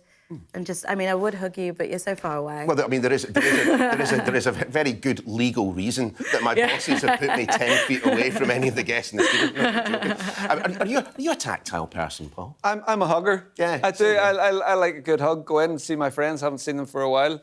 I'm there. Same with family. I'm all for this new directive from the NHS. Let's all just start hugging. I think. Well, let's do it once we've finished dealing with the news, shall we? But we're going to stay with good weeks, and I think that it has been a good week for fans of fast food. The US burger giant Wendy's, they've announced plans to open a string of new restaurants across the UK. Police in Suffolk pinched a Deliveroo driver who'd failed to turn up in court. And keeping hungry stomachs in mind, they went out and delivered the burgers on their way back to the station. And, of course, Donald Trump bought a big round of milkshakes and chicken during a campaign pit stop. I have to admit, if the cops turned up at my front door, even with a plastic bag full of delicious, delicious food, I'm not sure that I would believe them when they're buzzing on my doorbell saying, we've just brought it round to you. But fair play to Suffolk Constabulary for doing it. Are you both fast food fans? Deliveroo has seen a lot of my money in the last 3 to 4 years. Other delivery services are available. What about yourself, Paul? Not quite so much, although I was thinking if this could go fully rounded, if we could get Cecil the camper van to get involved with delivering the fast food, then everybody is happy. Well, and then what he could do is use the fat that's been burnt off to create the fast food, and he uses that to get to deliver it. Well, let's have a look at perhaps the world's biggest fan of fast food, the former US President, Donald Trump. So can I have 30 milkshakes and also some chicken? I'm going to take care of the customers. Is business good? You're making a lot of money? Everyone getting rich, right? Thanks a lot. Thank you very much. That's all the time. Yeah. Either of you ever wandered casually up to the service counter and asked for 30 milkshakes? No. See, I don't believe he's paying for them. Remember on the last time on the campaign trail, he walked into some place in Miami and said, yeah, it's all on me. And everyone said, brilliant. And then he scarpered and somebody else had to pick up the tab. I'd like to see the colour of his money. Big talk, Donald. Let's see your wallet. Well, appropriately enough, Paul, let's turn to the bad weeks. You think it has been a bad week for people who eat food. Explain this one, because that does include most of us. Well, it's been raining quite a lot. I think we've all noticed that. And because of the torrential rain that we have suffered for weeks and months, farmers have said that it's been impossible to get either crops into the field or to get early crops out of the field, particularly potatoes, which I am very upset about. Just let's slip the stereotype in there, shall we? Yes. It is true, though. I love potatoes. I can tell a good one from a bad one. And apparently we're going to have a very, very poor crop of potatoes and other vegetables. So I don't know what we're going to be eating come summer. Yeah. Well, I mean, you can even just check the prices of just staples. And I mean, I was buying, this is a very first world problem, I will admit at this point, but I was buying a bottle of olive oil the other day. It's the best part of 10 quid for it. No, sunflower oil all the way from now on. So don't ask for salads round my house. Kemi, you think it has been something of a rough week for fans of Shakespeare? And I think I know the story you're talking about here. Yeah, essentially there's been a bit of a row because the new production of Romeo and Juliet, which has Francesca Amoruda and also Tom Holland in it, has angered some people because the Juliet in the play is black. And I feel like we're having these culture wars quite a lot at the moment. But I think over Shakespeare is particularly egregious because how many times has Shakespeare been remixed and reinterpreted?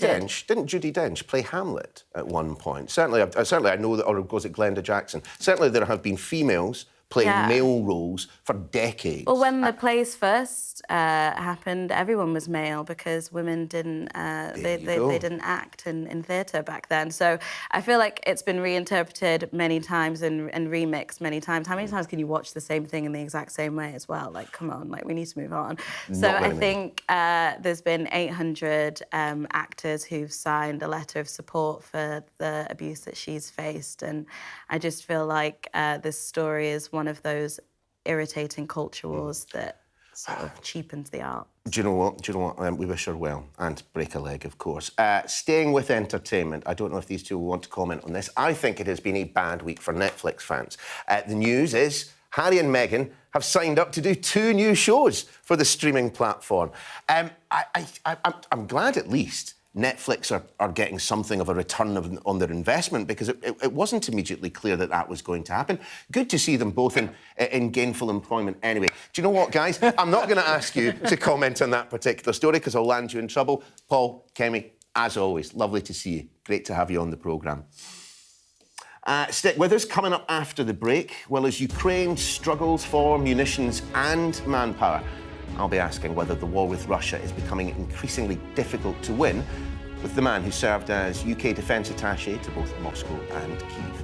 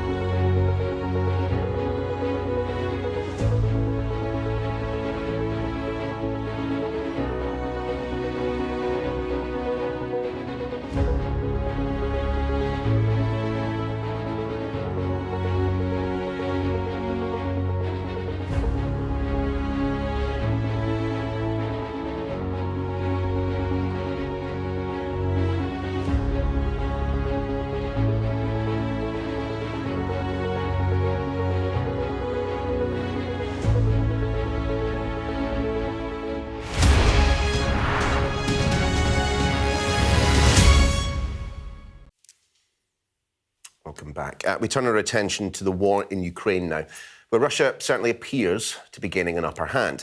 The stream of military hardware gifted by Western allies that's fuelled Ukraine's defence, well, it's been drying up. Political division in Washington, of course, Kyiv's largest backer, means that a $60 billion package currently hangs in the balance. And it is not just munitions, but also manpower that's proving a problem. Ukraine's parliament having to pass a controversial new law this week on how new soldiers are called up. All the while, Russia intensifying its aerial bombardment, successfully targeting key infrastructure. Joining us now on Friday night, John Foreman, who's previously served as the UK Defence Attaché to both Moscow and Kyiv. John, great to have you on the programme. I wonder if we can start with the macro just for a second. Just how precarious, how desperate is Kyiv's situation right now? Well, I think your previous slot was talking about people having bad weeks and good weeks. And I think Ukraine's had a bad few weeks. And I think Russia's had a few good weeks. I think Ukraine's had bad weeks because of the dithering and delays in Washington, Russian advances on the ground, and also a sort of sense of gloom. I was speaking to some friends this week in Kiev, and they said that the mood in Kiev itself is pretty gloomy. So I think on the macro level, things are extremely difficult. I think President Zelensky said that himself. The bottom line is that all the will in the world, all the great resolve of the soldiers and the courage of the Ukrainian people, without weapons, Ukraine will lose. And if you can't shoot, you can't fight. And the delays of getting ammunition, in particular air defence and artillery and long-range missiles to Ukraine means it's in a very difficult position at present. Just walk us through then, John, specifically what Ukraine is lacking. When you touched on it there, but of course in recent days we have seen some pretty significant pieces of infrastructure being struck by Russian cruise missiles. So my mind immediately goes to whether or not they still have a significant amount of air defence anymore. It's interesting. About a few months ago, I would have said Ukraine, in particular Kiev, was one of the best defended places on earth. They had Patriot missiles, they had German missiles, French missiles, British missiles, which added their own surface-to-air missiles, which enabled them to protect themselves. Of course, Russia knows this and has been attacking them constantly over months and degrading the stocks. And now I think on the air defence side, Ukraine has significant gaps in its air defence coverage, and that's allowing the Russians to target the energy infrastructure. And they're targeting the energy infrastructure to demoralise the Ukrainian people by denying them power and light and heating. And they're also doing it to damage the military-industrial complex and feed that sense of gloom. So you're showing the pictures now. I've been to that place. The picture you're showing now is just south of Kiev. The fact they can hit that in the capital region, which they couldn't hit before the Russians, means that the Ukrainians have 6 months to fix that before the winter sets in. And without Western support and technology, the winter will look particularly difficult. I think the second thing is on artillery shells. There's been lots of talk about drones and how drones are used, but actually artillery remains king of the battlefield in Ukraine. We know that Americans and allies have sent a huge number of 155mm shells to Ukraine. Those shells stocks are running low.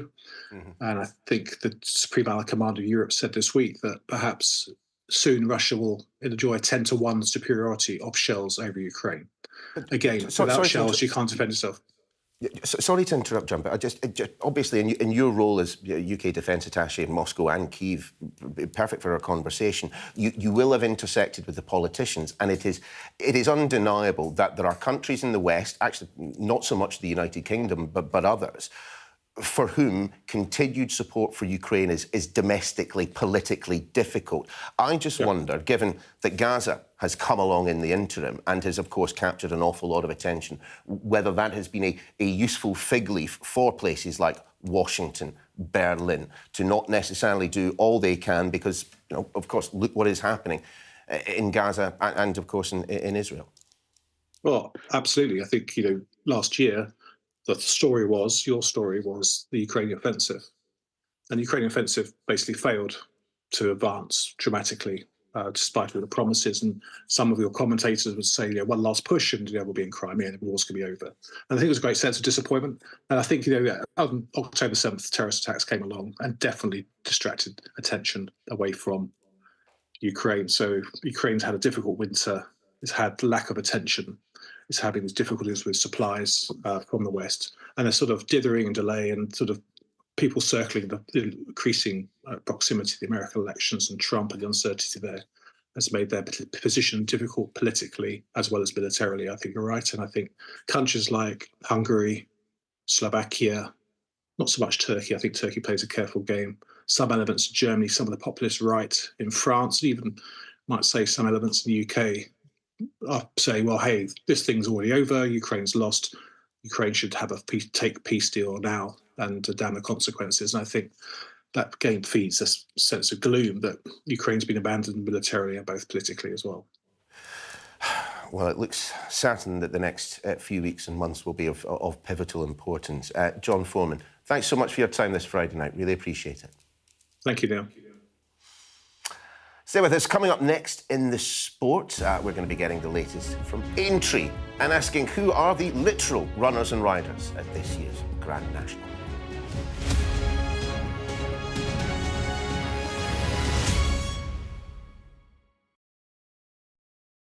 It's a play by Sonia Kelly that was written in 2021. And I watched it on live stream. And at the time, the case was still open. It was closed shortly afterwards. And I just thought it was a really beautiful way of approaching the story. I'm a local to Putney myself, and that story very much stayed with me every time I walked across Putney Bridge. It was something that I thought about. It really lived on in the minds of the people around the theatre. And I just thought it would be a fantastic way of putting the case back in the public eye. We know nothing about the jogger because the police never found him. We don't actually know anything about the woman who was pushed either because she's not come forward. So how much of the play is based on fact and how much is fiction? So it sort of fictionalises the incident in terms of what the motivating factors could be for something like this to happen. The bus driver was identified, so Sonia Kelly was very much inspired by Olivier Selbris. But it doesn't really attempt to exactly portray what might have happened. It's more of an idea of the motivating factors. That's right, and the bus driver who skillfully avoided the woman, thankfully. And obviously that the hope would be that a play will remind people of the incident, might jog some memories, people might come forward. As you say, the case has been closed by the police, but they do say if there was new information, they'd of course reopen it. But do you worry that by fictionalising events, people might be tempted to look in the wrong direction, if you like, because we have no idea actually who these people were? I think that the wider point that the play is trying to make is that we are sort of conditioned in big cities to believe that we have the right of way, and these sorts of aggressions are happening all the time. If you get on a tube at rush hour, people shove you in, and that shove is not okay. So I think that it separates it enough from the incident to be able to say, look, this is happening all the time, and if we act a bit kinder, then we can start sort of healing those cracks in our fragmented society.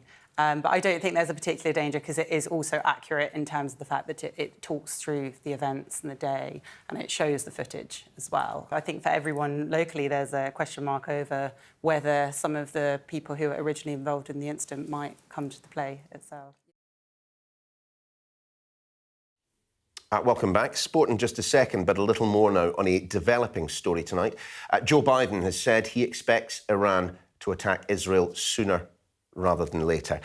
Speaking in the last hour, the US president restated his commitment to helping Israel defend itself. President, Mr. President, to Iran in this moment. Don't. Are American personnel and assets at risk, Mr. President? Mr. President, are American troops at risk as well? We are devoted to the defense of Israel.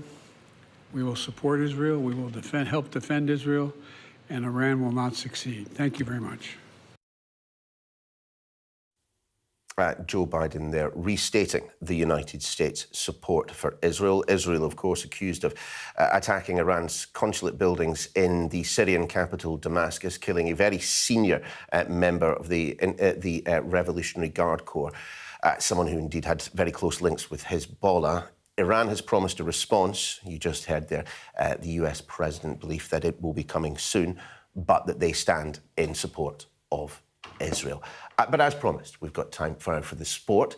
Anticipation is building ahead of tomorrow's Grand National. But which horses are worth watching in the big race? Here with all the answers to tell you exactly who to put your money on, Teddy from Sky Sports News joins us. Actually, do you know what? Before I ask about who I should be putting my tuppence halfpenny on come the weekend, I have to admit, I didn't even know the National was on this weekend until I was reading up on what we were going to be talking on the show tonight. Is it still as an event that resonates in the way in which it once did? Now that no one's going into betting shops, everyone's doing it on their phones.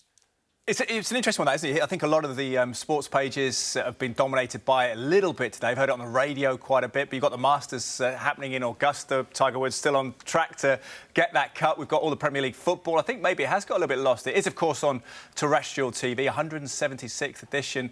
Very historic event, isn't it? And I suppose the gambling aspect has always been interesting in trying to pick a winner out of what was 40 entrants. We've now got 34 horses because of safety concerns. We saw Hill 16 tragically pass away last year. So it's been reduced to 34, a little bit different this year as well. There's going to be a first fence a little bit closer to hand as well to hopefully get the horses running a little bit slower. So there are safety issues ahead of this one as well that have dominated the event. We know that there's not going to be any impact in terms of protest tomorrow. We believe the group involved, activist group Animal Rising, so they're not going to intervene. The 818 arrests last year. But I think you've got a cogent point there. Perhaps it's been overlooked a little bit. Corrick Rambler among the leading contenders. And there is a subplot here as well, Neil. Corrick Rambler trained in Scotland by Lucinda Russell, but it's dominated again by Ireland. Just like the Cheltenham Gold Festival, 26 Irish trained runners out of 34, which is a subplot. The British Horse Racing Authority said that was dangerous, the domination at Cheltenham. So that's interesting if Corrick Rambler can be a non-Irish winner. But certainly the discussion around safety at the Grand National never goes away, and people will be keeping an eye on how many horses, and it will be how many, perhaps lose their lives as a result of participation. Hill 16, yeah, the horse died tragically in last year's Grand National, one of 3 at the festival overall. And sadly, we've had 2 horses today. Giovinco, in the first race of the day, fell at the final hurdle in the Mildmay Novices hurdle. And then we had Pilcar, fell at the second last in the Alderhay handicap hurdle. So these implementations of the measures, the British Horse Racing Authority hope they have an impact. They're also bringing the time forward, which I was curious about as maybe a non-horse racing aficionado, but the sense that the horses themselves have a residual stress of being for a long day at Aintree. That's been brought forward from 5:15 to 4 p.m.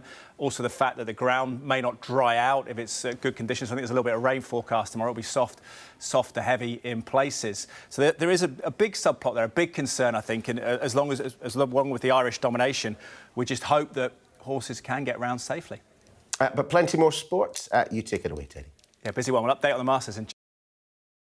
This Sky News Sports Bulletin is brought to you by Vitality. Getting more people more active. Live life with Vitality. Well, I want to know how sustainable you are, Sebastian, because you're only 36. You've only been out the Formula One for a year and a bit. Are you potentially on the driver market for next season? Well, potentially I am, because I haven't got a drive. But the question is, am I looking for one? I think it depends on the on the package. I retired from Formula One not to come back, but I also did say that you never know. So I think it still stands. Obviously, there's things that I miss, which is mostly the competition, and things that I don't miss. So yeah, that hasn't changed. Obviously, life is very different if you're not involved. I just want to press you a bit on the now or never aspect of maybe coming back, because, as I say, the conditions, might they not offer you a better opportunity than maybe in the next year? And are you mindful of that as you make for sure that the thoughts cross my mind. I'm thinking about it. Obviously, I retired not to come back, but I retired to retire. So nothing in this regard has changed, but you never know, obviously, for a lot of things starting to move because Lewis's move and now the potential of Max maybe, I don't know, pulling off a surprise. You don't know. So I don't know if the odd circumstance starts to happen or starts to open up, cockpit starts to open up, something to consider for sure. I know you've had some conversations with Toto Wolff. If that Mercedes seat was offered to you, how hard would it be to turn down? Well, I had conversations with him, not really about the seat. We did speak about, the whole situation in short as well, but I did speak to others as well, because I'm still keeping in touch every now and then. I have some projects and ideas together with F1. We'll see if they will turn out or not, but yeah, so I am staying in touch. I don't know, it has to be a couple more phone calls and conversations, I guess, to really find out a little bit more. But for sure, it's one of the best cockpits on the... This Sky News Sports Bulletin is brought to you by Vitality. Teddy, thank you. And in fact, we're going to be staying with the sport. Sky's Jackie Beltran has been speaking to Jurgen Klopp, who insists his decision to leave Liverpool is final. Do you ever think, as you're going along in this run-in, that you've made a mistake? No. About saying you'll leave? No. I know 100% it's right. Absolutely. There was no doubt. And you can watch Jackie's interview in full. That's on Sky News Breakfast from tomorrow morning at 6. Now for a quick look at the weather, and it doesn't look too bad there, does it? Cooler and more unsettled weather will be returning this weekend, as you can see there, but there will be spells of spring sunshine between the showers. For much of England and Wales, that's that bit there, it is dry this evening, but further north and west, it will be cooler and breezier with thicker cloud, bringing some outbreaks of rain. The rain will clear eastwards overnight, although some heavy showers will develop in the northwest, along with a risk of coastal gales. We will see you next Friday. Or in fact, we've got plenty more coming up in the next hour. We need to tell you what's coming up. With the war in Sudan approaching the 1-year mark, we've got a special report on the ongoing crisis.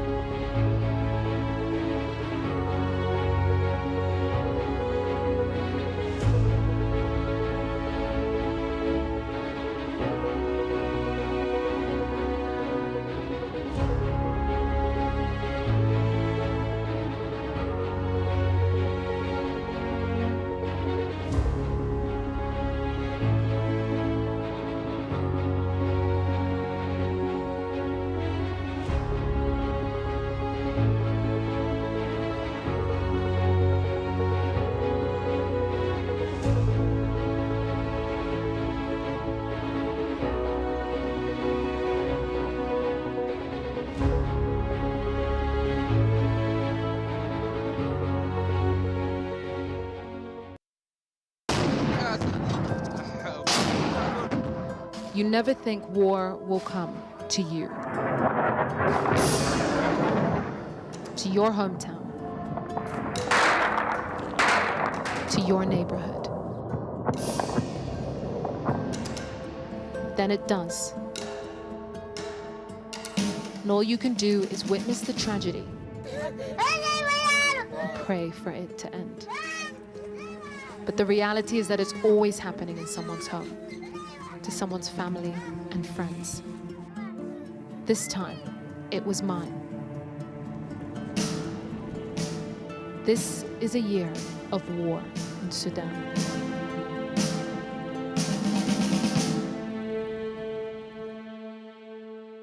On a quiet Saturday